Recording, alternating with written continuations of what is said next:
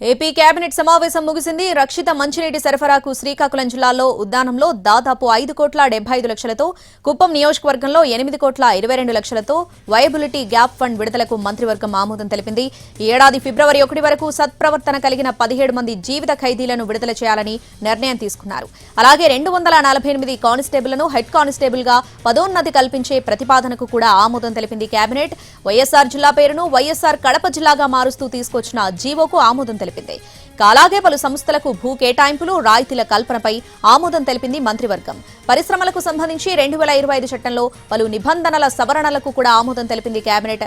AP shops and establishment bill 2025 చట్టంలో నిబంధనల సవరణలకు ఆమోదం తెలిపింది. ఏడాది పాలనపై మంత్రులతో సీఎం చంద్రబాబు చర్చించారు. మరింత దూకుడుగా ముందుకు వెళ్లాలని సూచించారు. సంక్షేమ పథకాల గురించి జనానికి స్పష్టంగా చెప్పాలని దిశానిర్దేశం చేశారు సీఎం చంద్రబాబు.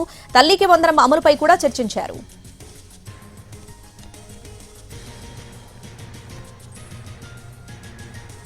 ఏపీ కేబినెట్ సమావేశం ముగిసింది. ఇక పూర్తి అప్డేట్స్ మా ప్రతినిధి ప్రసన్న లైవ్ లో అందిస్తారు. ప్రసన్న, ఎటువంటి కీలక నిర్ణయాలు తీసుకున్నారు, ఎన్నింటికి ఆమోదం తెలిపారు, డీటెయిల్స్ ఏంటి?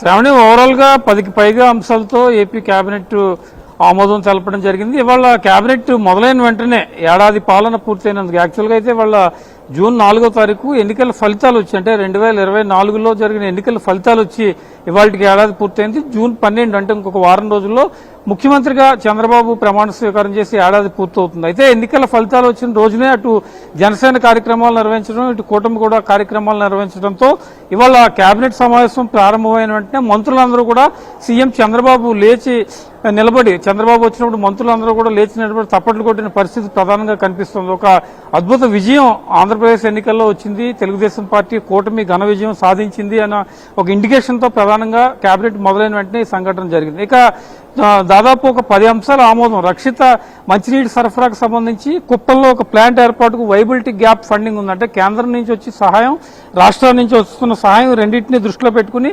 శ్రీకాకుళం జిల్లా ఉద్దానం, అదేవిధంగా కుప్పంలో కూడా దీనికి సంబంధించి ఏర్పాటు చేయడానికి కేబినెట్ అనుమతి ఇచ్చింది. 248 కానిస్టేబుల్ ఉద్యోగాలకు సంబంధించి హెడ్ కానిస్టేబుల్ గా పదోన్నతి కల్పిస్తూ కూడా కేబినెట్ ఆమోదం తెలిపిన పరిస్థితి అయితే ప్రస్తుతం మనకు కనిపిస్తోంది. అదేవిధంగా ఈ ఏడాది ఫిబ్రవరి 1వ తారీఖు వరకు ఒక 17 మంది జీవిత ఖైదీలు అనుభవిస్తున్న వారు ఎవరైతే ఉన్నారో వాళ్ళని సత్ప్రవర్తన కారణంగా కొద్దిగా రిలీఫ్ ఇవ్వాలి. వారికి ఆగస్టు 15న మరి ఒక డేట్ పెట్టి వాళ్ళని రిలీజ్ చేయడానికి కూడా కేబినెట్ ఆమోదం తెలిపిన పరిస్థితి. వైఎస్ఆర్ కడప జిల్లాను వైఎస్ఆర్ జిల్లాను గతంలో ఉండేది, దాన్ని వైఎస్ఆర్ కడప జిల్లాగా మార్చారు. దానికి సంబంధించి ఆల్రెడీ జీవో వచ్చింది. అయితే దీనికి సంబంధించిన రాటిఫికేషన్స్ కూడా కేబినెట్ ఆమోదం తెలిపిన పరిస్థితి అయితే ప్రధానంగా కనిపిస్తోంది. కొన్ని సంస్థలకు భూ కేటాయింపులు, అదేవిధంగా స్టాప్స్ అండ్ ఎస్టాబ్లిష్మెంట్ కింద కొన్ని ఫ్యాక్టరీలో చట్ట సవరణలు, వీటన్నిటికీ కూడా డీటెయిల్ గా కేబినెట్ ఆమోదం తెలిపింది. అయితే ఇవాళ చాలా తక్కువ అజెండాతోనే కేబినెట్ సమావేశం ముగిసింది.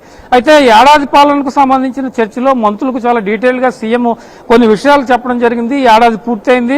వచ్చే ఏడాది అంటే ఇప్పుడు మొదలయ్యే దాంట్లో తల్లికి వందనం కావచ్చు, అన్నదాత సుఖీభావ కావచ్చు, ఇతర పథకాలకు సంబంధించి ఆంధ్రప్రదేశ్ ప్రభుత్వం చాలా సంక్షేమానికి ఎలా పనిచేస్తుందో అది క్లారిటీగా జనానికి చెప్పాల్సిన అవసరం ఉంది. ఏ సమావేశం జరిగినా మంత్రులు ఎప్పుడు అటెండ్ అయినా కానీ జిల్లా ఇన్ఛార్జి మంత్రులు కావచ్చు, లేకపోతే ఆయా జిల్లాల్లోని మంత్రులు కావచ్చు, సంక్షేమ పథకాల మీద ప్రభుత్వం వెనకడుగు వేస్తోంది అని ఒక ఇండికేషన్ లేకుండా చాలా స్పష్టంగా మనం అమలు చేస్తున్న పథకాలు డే 1 నుంచి ఇస్తున్న పెన్షన్కి సంబంధించి కానీ, లేకపోతే ఇతర సంక్షేమ పథకాలు కానీ అమలు ఏ రకంగా జరుగుతున్నాయి, ఇవన్నీ జనంలోకి తీసుకెళ్ళడానికి మంత్రులు చాలా కూలంకుషంగా నిర్ణయాలు తీసుకోవాలి. అదేవిధంగా ప్రస్తుతం అమలు జరుగుతున్న విధానాలన్నీ కూడా జనంలో చాలా స్పష్టంగా చెప్పాలి. మంత్రులు మరింత దూకుడుగా, ఎందుకంటే ఏడాది రిపోర్టులు చాలా మంది మంత్రులు ఇవ్వడం జరిగింది.